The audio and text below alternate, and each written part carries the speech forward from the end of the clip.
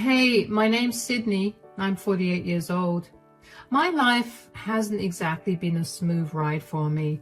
I've had a lot of ups and downs, but throughout it, the one person that kept me going was my son, Connor. So when my husband got in the way of my son's future, I left him, but karma always has a way of coming back to get you. So allow me to tell you my story. My son, Connor, was a result of my first marriage. I was married to a very abusive man who couldn't have cared less about me or Connor. He was a good man at the start of our relationship, but after we got married, it became clear that I was just a baby-making machine to him. I suffered a lot because of that, and when I eventually did manage to carry a pregnancy to full term, I was blessed with Connor. But as Connor began to grow older, my ex-husband began to neglect him again. He began to then pressure me to have another child. Of course, I didn't give in because he only wanted babies, not actual growing up children. My ex only got worse after that. He began to take his anger out on Connor and me. I couldn't get out because I was fully dependent on him as a stay-at-home mom, and my family was too far away to help. One day, while my ex was picking Connor up from school, he happened to get angry about something small that Connor did and lost control of the wheel while he was yelling at Connor. They ran through a stoplight and got T-boned by oncoming traffic. Unfortunately, Connor took almost all the impact, and for a long while, he was in a coma. And for a long while, it was touch and go for me. I knew when I got the call from the hospital that I had to find a way to get away from my ex, no matter how. When Connor finally woke up, we found out that he could no longer move his legs. He was paralyzed from the waist down. Connor was only 6 when this happened, so he was beyond devastated to find out that he could not move his legs. Add to that the abuse that he'd had to endure because of his father, and Connor was a mess. Connor remained in the hospital for well over a month because he was severely injured, and in that time, I began making preparations to run away with him. My ex did not seem remorseful at all, and instead kept complaining about how high the bills were because of Connor. It took every ounce of self-restraint to keep my mouth shut around him because I could not risk giving my plan away to him. When Connor was finally set to be discharged, I told my ex I'd pick him up. When I got Connor into the car, I drove and drove until I was almost out of gas. It took a while for Connor and I to finally relax since we no longer had to deal with my ex. I spent the next year working really hard and saving up as much money as I could for Connor. I did my best to help Connor get through his mental blocks, but with how hard I had to work, I couldn't do a good job with that. And then I met Miles, my most recent ex-husband, who I never thought would be an ex. Miles and I met because I worked at a bar and he frequented it with his sister and her friends. We ended up getting to know each other and over time developed feelings for each other. The first thing I did was introduce Miles to Connor and let him know that Connor and I were a package deal. He did not seem upset by that at all and still pursued a relationship with me. We dated for 3 years, and in that time, he really stepped up and became a great father to Connor. Connor and him were practically inseparable, and I was really happy that Connor finally had a positive male influence in his life. Miles and I got married, and Connor and I moved into his house. For the next few years, life was good. The only issue we were facing was Connor's grades. He was still struggling mentally and about the loss of his legs. He couldn't cope with the fact that there would be things he would not be able to achieve. I tried to get him counseling and therapy, but he did not seem open to that. Miles and I also tried talking to him, but it was to no avail. One day, Miles came up to me while I was in my home office, and he told me we needed to talk. "We need to talk." "Yeah? What's up?" "I was doing some accounting work for us, and I realized that a huge portion of your earnings are gone. I rummaged through your stuff and I found documents for another bank. Do you want to explain yourself? Why did you go through my stuff? Couldn't you have just asked me? I didn't think you'd readily tell me. I would have. Do you not trust me? I trust you, but you're dodging my question. Why do you have a separate bank account that I had no idea about? I'm not dodging your question. I just feel a little violated since you went through my things without asking me. But since you want to know so badly, I opened that bank account at the time of my divorce from my ex-husband. That's my savings for Connor's future education. Future education? Do you really think that he'll be able to do anything? What are you implying? I mean, think about this rationally. Connor is barely getting through school right now. He got put in extra classes because he's failing every class. So, do you think that he shouldn't be given an opportunity just because he's struggling? He got paralyzed because of my ex-husband's negligence, so of course he's struggling right now. He's still getting accustomed to the changes that his disability has brought about. He has 6 months until he graduates high school. Do you think he'll be able to get over his emotions in that time and actually go to university? It's been years since he got disabled, and if he's still struggling, then do you think he'll improve? We've changed schools 1,000,000 times, and each time they've told us that unless Connor gets over his stupid hang-up, he's not going to get anywhere in life. Are you seriously saying that trauma has a time limit? After which it's not supposed to affect you? Who cares what those schools have said? You've raised Connor since he was 8. You're like his father and you think of him this way? Don't bring unnecessary emotions into this. I'm seriously asking you, because if you've been saving since you divorced your ex-husband, and if you've been putting a similar amount to what you've been putting in so far, you must have racked up quite a bit of money. Oh, and what do you want to do with that? Buy another house? Spend it on something for yourself? We don't need another house, but we could buy all of us something nice. Absolutely not. I don't care what you want to do or want to have. That money is Connor's. I've poured my heart and soul into saving that money. You have no right to that money, and nothing you say will change that. Whether Connor chooses to go to college immediately after he graduates or not, that money is for him. I will not be having this conversation again. I did not like Miles snooping around through my things, and I especially did not like him implying that Connor's education money was never going to get used. I knew that Connor was struggling with school and his grades were a reflection of that, but I also knew that there was more to his education than just his grades. I knew that no matter what Connor said or did, he still wanted to have a normal future like every kid his age, and that was why I saved all that money up. Over the next month or so, Miles would randomly bring up expensive things that he wanted to purchase and hint at me buying them for him with the money I'd saved up. I'd shut him down by telling him to save his own money and buy those things himself, but I was really irritated by his behavior. Did he really think so lowly of the child that he helped raise? Were his needs more important than Connor's in his head? I tried my best to tell Miles to drop the topic, but every time he'd tell me that he was just checking if I changed my mind. Yeah, that only made me angrier.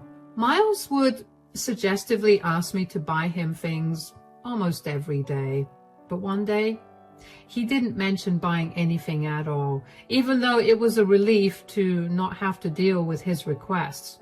I couldn't help but feel like something was off. So I cautiously asked him what was going on with him. What's going on? You've been really quiet today. Well, I just got off the phone with my sister. Oh, is everything all right with Macy? Apparently they're struggling a lot financially. Oh no. Why? I thought she and her husband were making a good amount of money. Yeah, but they have a lot of debts to pay off, and it's been making a dent in their earnings.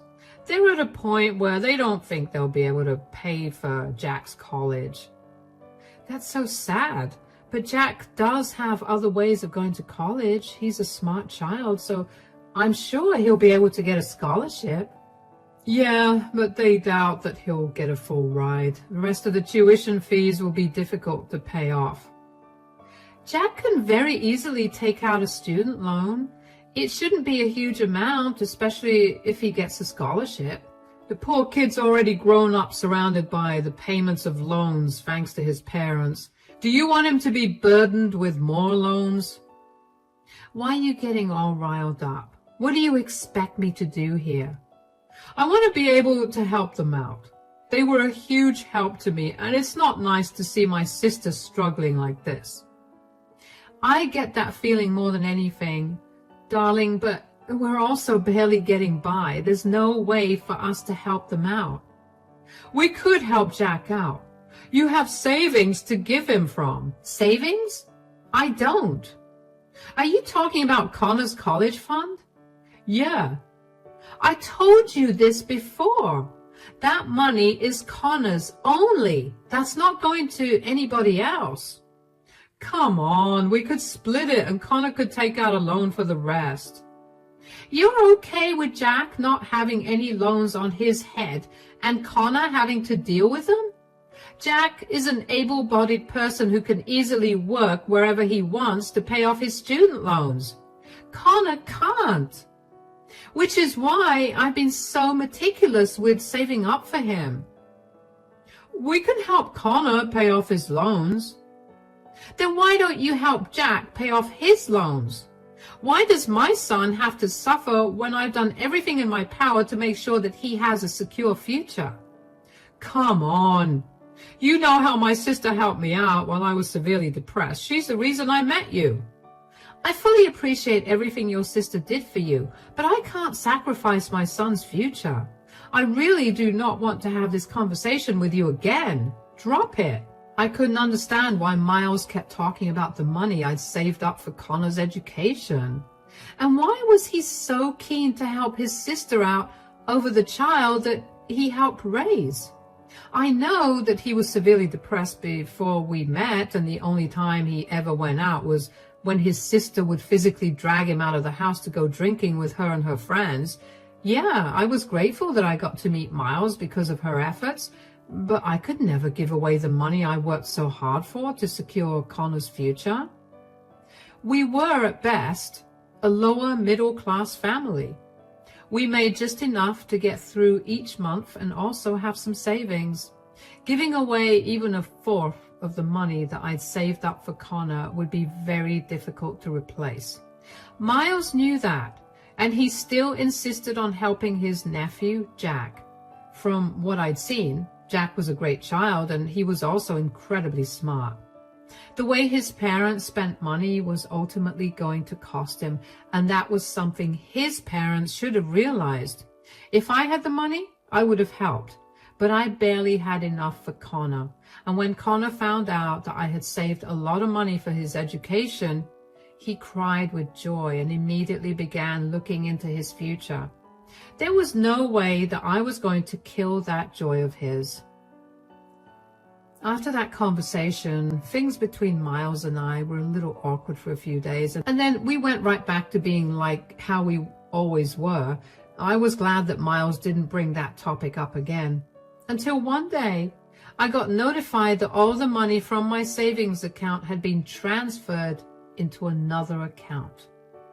I barely had time to register whose account it was transferred to before I was frantically calling my bank. Just as I was waiting for customer service on the phone, Miles walked in.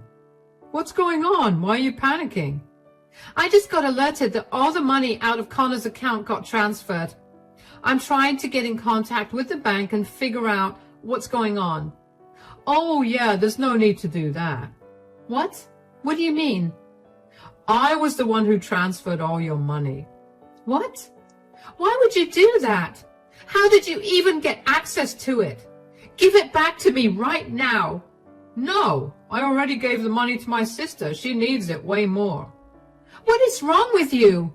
That money was mine. You have to ask her to give it back to me. Well, today was the last day to make the payment for Jack's university. She made the payment as soon as she got the money. None of us have that kind of money to give you back. I specifically told you that money was not for anyone but Connor. How dare you? What am I going to do about Connor's education now? How stupid of you to think a useless person like him deserves to go to college. Excuse me? You've been so irrational and blind to everything that you didn't even notice how stupid your son truly is. He's pathetic and definitely doesn't deserve that money. Jack, on the other hand, has so much potential. He's been among the top students of his school for all 4 years, and he'll go much ahead in life. Connor will continue to remain a burden to us, whether he gets a college education or not, so the money was useless to him. How could you possibly say such hurtful things about the boy you helped raise? I'm not trying to be hurtful. I'm simply stating the truth. I will gladly support Connor for the rest of my life. I just saw a future education for him as useless, as he will be. You're a disgusting man. I can't believe I ever let you in Connor and my life. I want nothing to do with you anymore. You're overreacting, Sydney. Calm down. Calm down? Overreacting? You've not only thrown all my years of hard work down the drain, but you've also ruined Connor's future. Do you really feel no remorse? Not at all. I love Connor, but I'm also a realist at heart. Here's a taste of reality for you. I'm divorcing you. I don't want you in our lives anymore. Do not even bother contacting me or Connor again. You'll come to your senses eventually, and then you'll come crying back to me. I'd rather die than come crying back to a heartless monster. I can't even begin to describe to you the kind of anger I was feeling at that moment.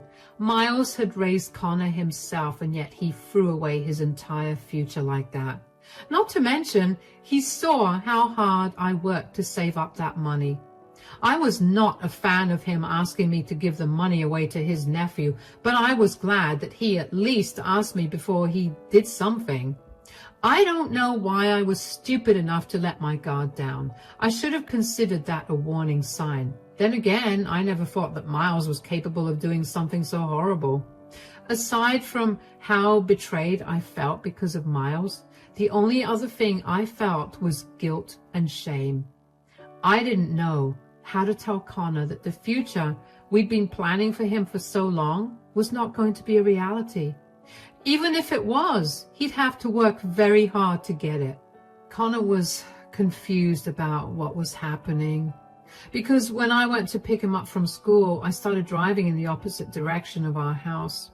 He asked me what was going on, and in the briefest way possible, I told him that Miles and I were getting a divorce. Connor was taken aback, but remained silent until I got to my mom's place, which was a good 4 hours away from where we lived. When I finally calmed down enough, I sat Connor down and explained what had happened. He was devastated that he would not be able to go to his dream college without having to take a huge loan out, and even angrier that Miles had done that to us. It took a while for us to get back on our feet, but luckily, Connor only had to go to school for his finals. He had enough attendance for him to skip the last 2 weeks of school, and I talked to his principal to make sure it was okay as well. After that, Connor began applying to various colleges. He worked hard and managed to get good enough grades that he would definitely be able to secure a scholarship, which he did. He didn't have to take out a huge loan, but the loan he took out ended up being a feasible amount to pay off in the next 4 to 6 years. After Miles left us, it was like a switch flipped in Connor. He asked me if my offer to take him to therapy was still on the table, and of course, I said it was. Starting therapy was like a miracle for Connor. He went from being pessimistic and dull about everything to being one of the happiest people I know. It was amazing to see my son looked so full of life. Connor even opened up to me a lot about what he'd been struggling with at school, and I apologized a lot for not being there for him enough. Connor worked really hard in college, the most I'd ever seen him work, if I'm being honest.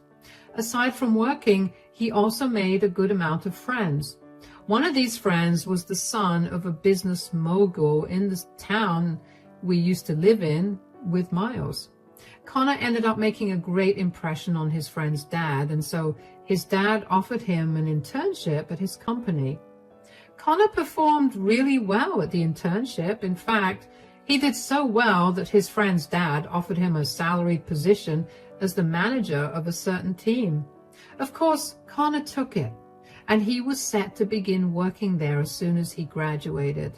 As for Miles and I's divorce, it took a long while to process, but when it finally came through, I felt great. I found a new job, and this time I had my mother to help me out as well. Connor was no longer at home a lot, so having some company was great. I hadn't had any contact with Miles throughout Connor's years at college, which was about 4 years, and I was beyond glad about that. But one day, while I was out for coffee, I felt someone tap my shoulder. I turned around and saw Miles. "Sydney, can we talk?" "What in the world? How did you find me? Have you been following me?" "No, I happened to be in town for business and yeah, I did my best to find where you were. I happened to see you at this cafe, so I figured I could come and talk to you." "I don't want to talk to you. Bye." "No, wait, please. Could we have one conversation? I'll buy you coffee." "I don't know what it is you want, but I'm not giving you anything." "I don't want anything. I just want to have a quick chat, please." "Fine, make it quick. I have to go home and cook dinner." "Yes, of course.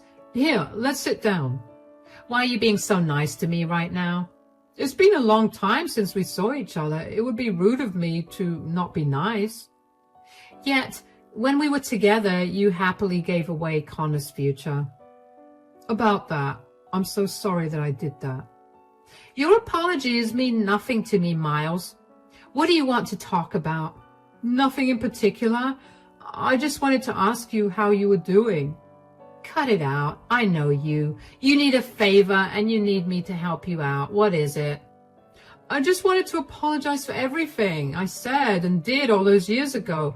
I know I hurt you and Connor deeply. I shouldn't have gone behind your back and given away the money you worked so hard for. And more importantly, I shouldn't have misjudged and talked down to Connor. I should have been more empathetic and understanding of what he was going through, but it looks like he's been doing good now. I'm so sorry I underestimated our son." "Our son? He's not your son at all. He's only mine. You did nothing but make things worse for him. If you were truly his father, you would never have constantly told me how incapable Connor was. You have no idea how deeply those words affected him. If I had known that you tried to get him to convince me to give you his money, I would have left you much earlier. I know I messed up, but clearly Connor would have been doing okay with or without me." "How do you even know that he's doing good?" "That's the thing. My old boss retired and my company had the position open for quite a long time because they could not seem to find a good enough hire, and recently they did. Imagine how surprised I was to find out that it was Connor. Apparently he's been good friends with the CEO's son, and he has a lot of great qualities that the CEO admires, and that's why he's been given such a high position at such a young age." "Oh, so what? Are you scared that Connor is going to mess things up for you? Is that why you've been trying to contact me? Is that why we're talking right now? Do you want me to speak to Connor and tell him to put things aside and not let his past get in the way of work?" "I'm just worried that it'll impact my job. I'm going to get married soon and I have a child on the way. I can't afford to lose this job. I just want you to tell Connor that I'm sorry for whatever I've done to him and ask him to be lenient towards me." "I know how I've raised Connor, and I know that he would never fire you, but I also know that he's been through enough because of you. so he would never be lenient with you.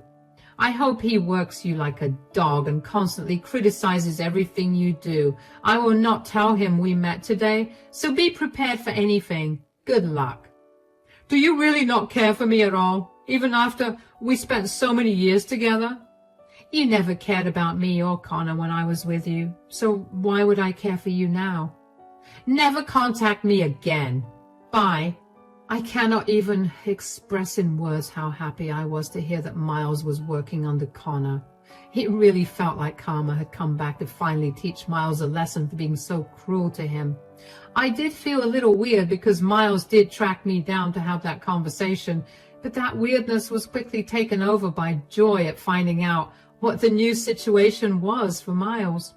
I was surprised to find out that Miles was going to be a father again, and although I did know that Miles was not going to lose his job because of Connor, I was sure that he was going to suffer a lot. I hoped that Miles was a better father to his new child than he was to Connor, because no child deserved what Connor had to go through. I kept my word and didn't tell Connor about my meeting with Miles. Connor hated Miles with a passion, so finding out that I voluntarily spoke to him would have made Connor upset. Anyway, when Connor found out that Miles would be working under him, the first thing he did was call me to inform me about the new situation. He asked me if it would be right for him to fire Miles, but I reminded him that would be considered wrongful termination and the company would suffer for it. He was given the position because of the trust the CEO had in him, so he shouldn't ruin it because of his personal feelings. I could tell that Connor was frustrated, but I reminded him of how I raised him to be kind yet strong. What followed after that was simply hilarious to me. Over the next 7 to 8 months, Connor was brutal with Miles. He'd set the highest expectations and targets for Miles to achieve and would openly criticize him in front of all his colleagues. Connor did that not only because of his feelings, but it turns out Miles had actually been a very lousy employee whose mistakes had been costing the company quite a lot. Miles simply brought them to light in front of everyone, and let's just say that the rest of Miles' team was not happy about that. Miles quickly became an outcast among his colleagues, and he was forced to stay behind and correct a lot of his mistakes. He tried to talk to Connor about going easy on him, and even let Connor know that he had a child on the way. And Connor laughed in his face and told him that he would not be going easy on him, and also told him to treat his new child better, or he would find himself in a worse position when he was much older. Miles then tried to contact Connor's boss in HR to complain that Connor was treating him differently because of a personal grudge that Connor held against him, but Connor was prepared with the proof of Miles's negligence at work. He told HR and his boss that he was only treating Miles differently because Miles didn't seem to respond to any other way of doing things. When the company reviewed Miles' work, they were appalled and told Miles that the only reason they'd let him stay was because they were seeing improvement in his work, thanks to Connor. They told him that he was free to leave if he wanted to, but knowing his predicament, Connor and I knew that he couldn't leave the job. So he is still suffering under Connor, and that makes me unbearably happy. Connor and I are doing great now. We feel like this new development is a great closure for both of us. It took us a long while to adjust to Miles's absence and his neglect, but now that we've managed to move past that, we're both in a happier place. For those of you wondering about what happened to my ex-sister-in-law's child, Jack, who got all of Connor's money, he ended up dropping out of college halfway through and running away with his girlfriend, who he got pregnant. He's barely making a living right now, and he has no contact with his family. The only reason I know this is because I'm still close with some of Miles's family, and they told me this. I feel sad that the money I saved up for so long got wasted like that, but I'm glad that in the end, things worked out for the better. I can only imagine that life has so many more good things to offer us, so I'm excited to see what they are.